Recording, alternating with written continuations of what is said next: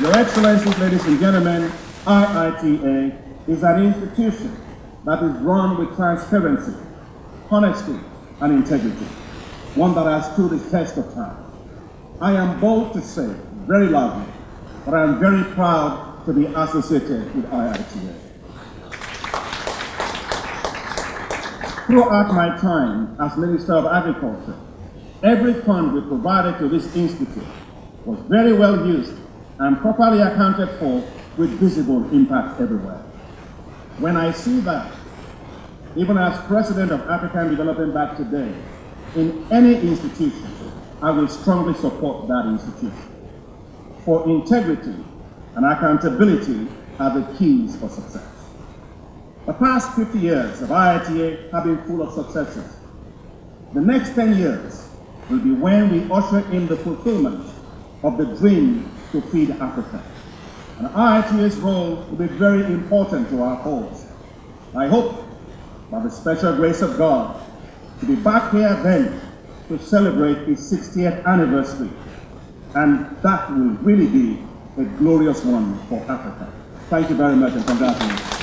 So let me therefore start by commending IITA.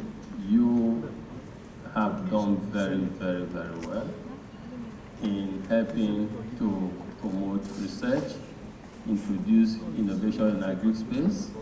I mean, people who want to become farmers as we want them to be on the continent, how improved ways of practicing agriculture.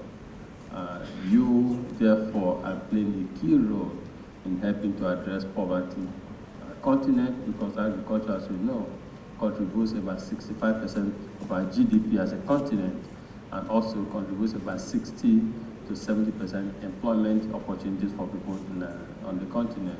So an institute like this that is helping to improve how this sector operates is actually indeed at the forefront of addressing these issues that we face on the continent.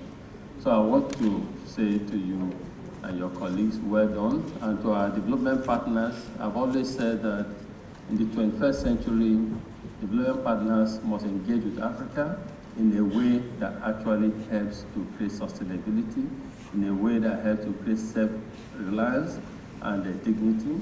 And I think those who are involved in supporting IITA are actually doing that, and they're actually leading the way we want them to be, want it to be in the 21st century. And finally, let me say how impressed I am to be in this wonderful environment today. When I drove in, I was screaming in the car, taking pictures, screaming. I said, is this Nigeria? This is marvelous. And I asked the executive director, UPA, who came with me, I said, have people allowed to hold retreat sessions in this type of environment? It's more charge, So you have clients who have to be coming here. I know Baba is moving. Let me just say finally that the Tony Elmelu Foundation is proud of what you're doing here. We will like to engage further with you and see how we can support what you're doing. Every year we support 1,000. Every year we support 1,000 young Africans from 54 African countries, and it's instructive to know that about 30% of them are in agri-space, and any support we give to IIT will be a support to our entrepreneurs, and that is what the continent needs. IITA is a leader in research, for development, innovation, and capacity building. It's an innovation center, an incubation center. It's an engine for a dynamic value chain mechanism that can transform Africa's agriculture, only if our government and our leaders actually invest in IIT. So the first thing for IIT to think about in the next 50 years is sustainability. Sustainability of its systems, financing, research for excellence, accountability, and integrity. But we know IIT today has not always been like this under other leadership. Think about what happens 10 years hence. Number two, you must engage proactively in advocacy. Advocacy to governments to invest in research as the backbone for transformation of agricultural systems. You have that responsibility, and you have evidence, and you can show it. But you must go beyond governments, and you must advocate with the private sector. They must invest in agriculture. Why should Dangote not give you funds to do research that will generate technology for Dangote? Foundations. The third message for IITA is growing future farmers. Today we have agripreneurs, and I'm glad to have been associated with agripreneurs, which I instigated in August of 2012. And of course, as usual, my younger brother, Additional, has moved that up a step higher. Thank you for that.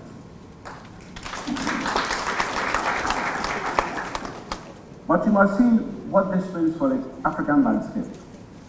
It was rightly mentioned the average age of the farmer today is 60 years. What's going to happen tomorrow? If our youth are not interested in agriculture, what else? But the call is not just that. The call I have is for the young people themselves. I also wish to thank everyone, past and present, who has been a part of the Institute's success story in the country and Africa.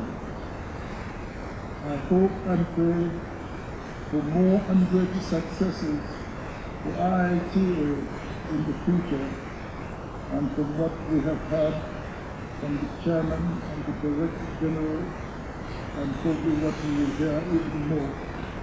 Yes, the future of this institution is going to be good, and even the Ford Foundation and Rockefeller Foundation leaders really have seen a great thing in this institution. So I want to end by saying, yes, a lot is expected of you, and we know you can be able to achieve it. And thanks all those who are able to help. And my young friend, Chief Adesina. No, you're not a chief, are you? But you're a chief of ABD, so may I say thank you for what you have done as Minister of Agriculture. If also your successor now is rallying following footsteps, trying to carry it on.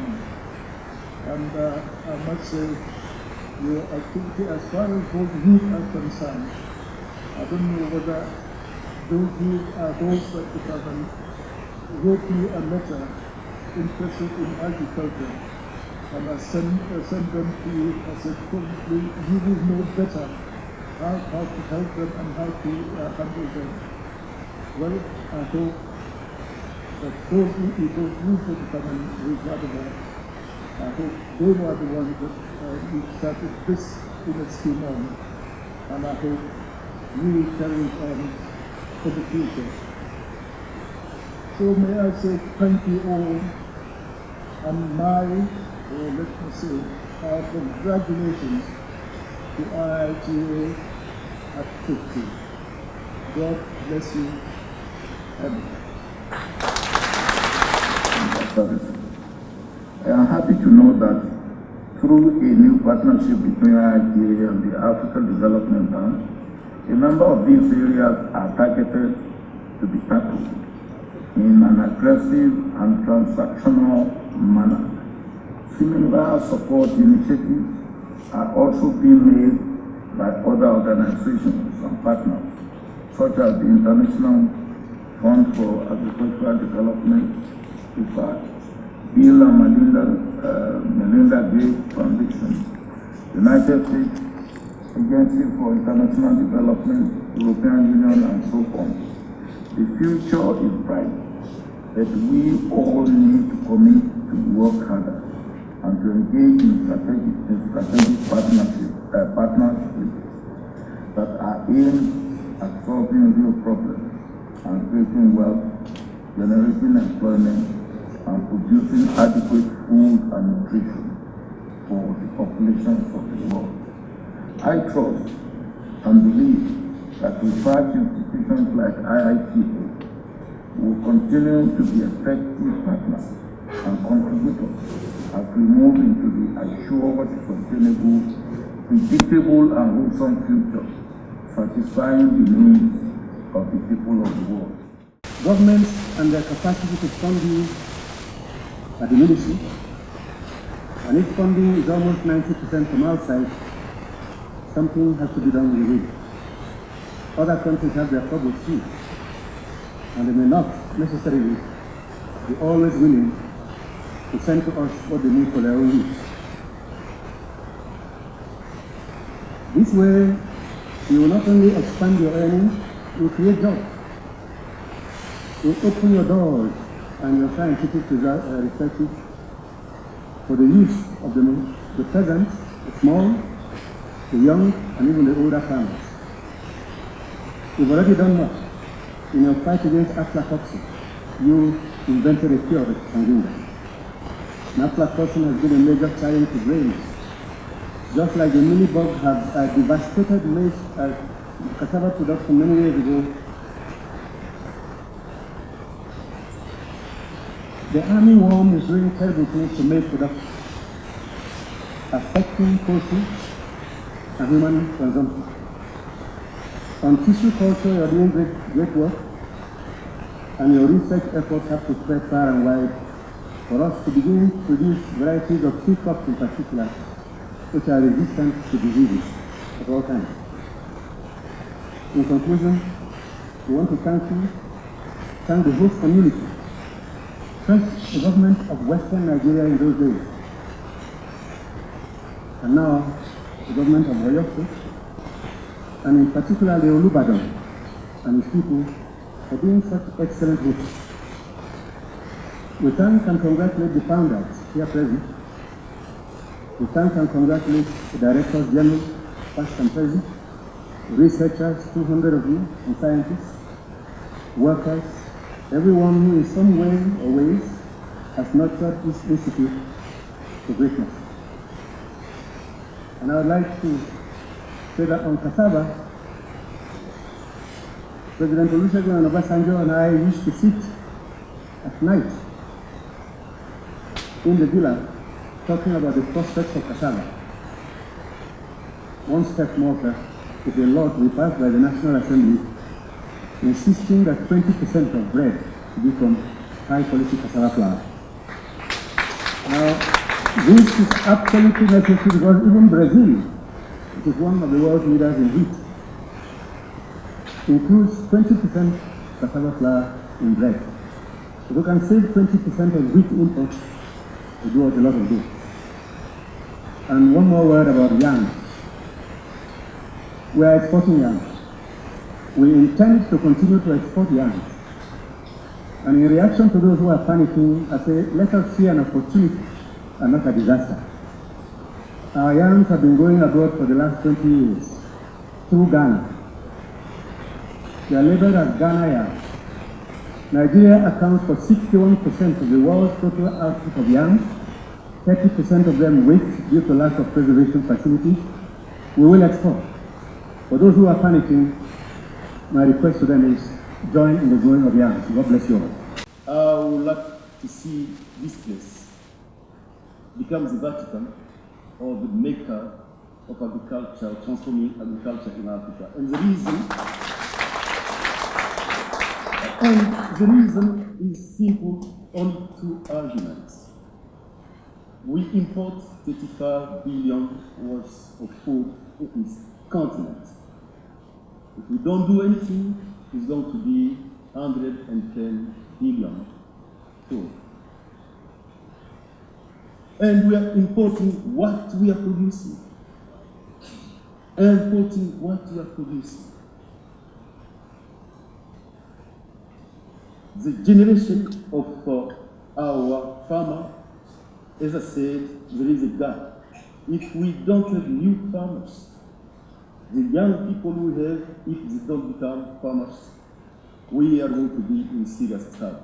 And you correlate lack of farmers with the importation of the food, then you have a disaster. The third argument for the future, and for me that is the most painful one, is that the institution like Iita is founded 99% from external money. So when these external forces decide to stop funding, what happened to us?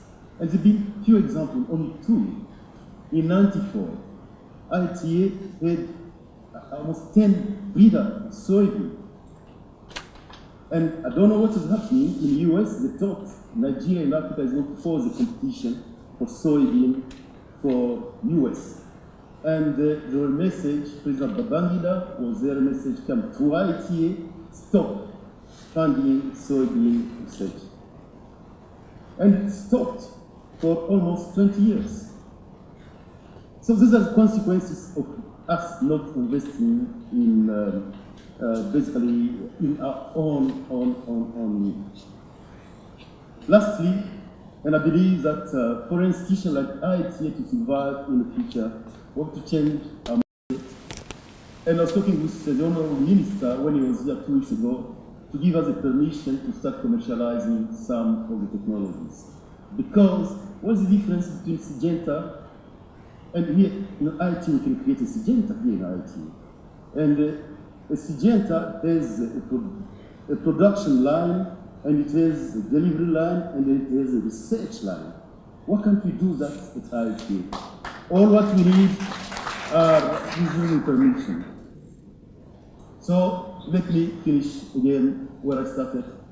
President Gowon, President Obasanjo, thank you very much for your vision and your wisdom. Thank you so much.